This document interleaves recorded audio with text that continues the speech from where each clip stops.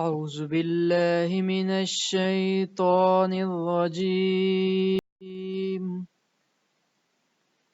بسم الله الرحمن الرحيم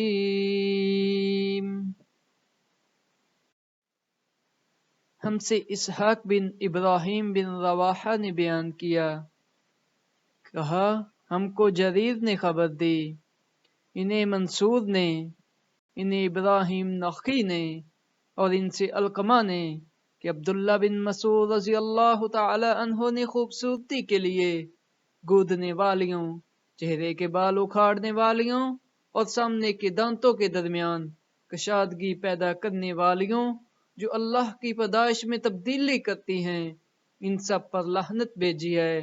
تو یعقوب نے کہا کہ یہ کیا بات ہوئی؟ عبداللہ بن مسعود رضی اللہ تعالی عنہ نے کہا، آخر میں کیوں نہ ان پر لعنت بھیجوں جن پر رسول اللہ صلی اللہ علیہ وسلم نے لعنت بھیجی ہے، اور کتاب اللہ میں اس پر لعنت موجود ہے۔ یعقوب نے کہا کہ اللہ کی قسم میں نے پورا قرآن مجید پڑھ ڈالا اور کہیں بھی ایسی کوئی آیت مجھے نہیں ملی۔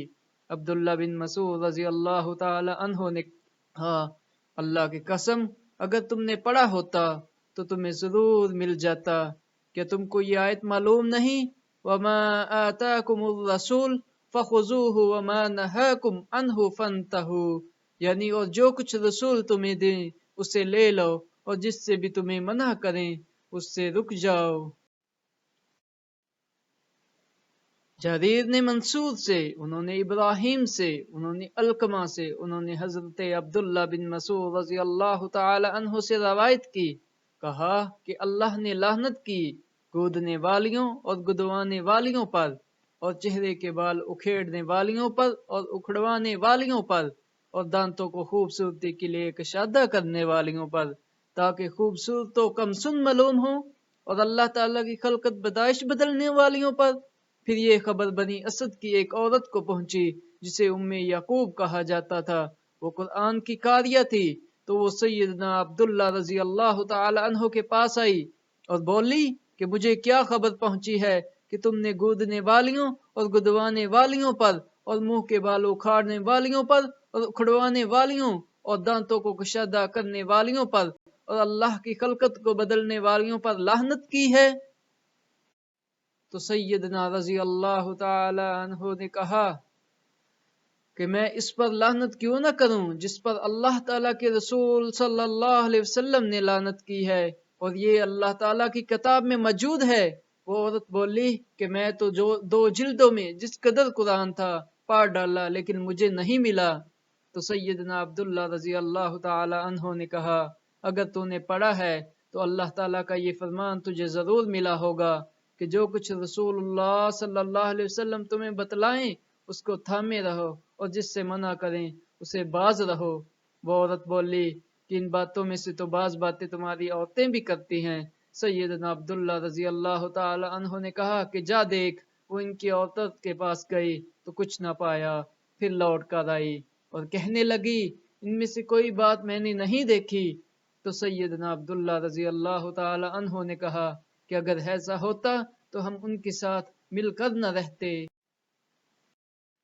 عبداللہ بن مسعود رضی اللہ تعالی عنہ کہتے ہیں، نبی اکرم صلی اللہ علیہ وسلم نے لعنت فرمائی گودنے والی اور گودنے گدوانے والیوں پر، اور حسن میں اضافہ کرنے کی خاطر چہرے سے بال اکھڑانے والیوں اور اکھیڑنے والیوں پر، اور اللہ کی بناوٹ تخلیق میں تبدیلیاں کرنے والیوں پر۔ امام ترمذی کہتے ہیں یہ حدیث صحیح ہے۔ اس حدیث کو شعبہ اور کئی دوسرے ائمہ نے بھی منصور سے روایت کیا ہے۔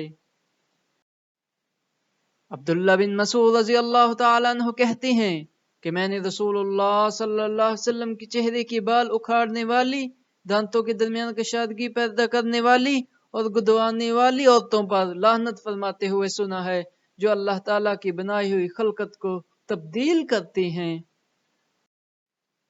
عبداللہ بن باس رضی اللہ تعالی عنہ کہتے ہیں کہ ملعون قرار دی گئی ہے بال جوڑنے والی اور جڑوانے والی، بال اکھیڑنے والی اور اکھڑوانے والی، اور بغیر کسی بیماری کے گودنے لگانے والی اور گودنے لگوانے والی۔ ابو داؤد کہتے ہیں واصلہ اس عورت کو کہتے ہیں جو عورت کے بال میں بال جوڑے، اور مستوصلہ اس کو کہتے ہیں جو ایسا کروائے، اور نامسا وہ عورت ہے جو ابرو کے بال اکھیڑ کر باریک کرے، اور متمنسا وہ ہے جو ایسا کروائے، اور واشمہ وہ عورت ہے جو چہرہ میں سرما یا سیاہی سے خال تل بنائے، اور مستنشمہ وہ ہے جو ایسا کروائے۔ پلیز چینل کو سبسکرائب کریں، ویڈیو کو لائک اور شیئر کریں۔ جزاک اللہ۔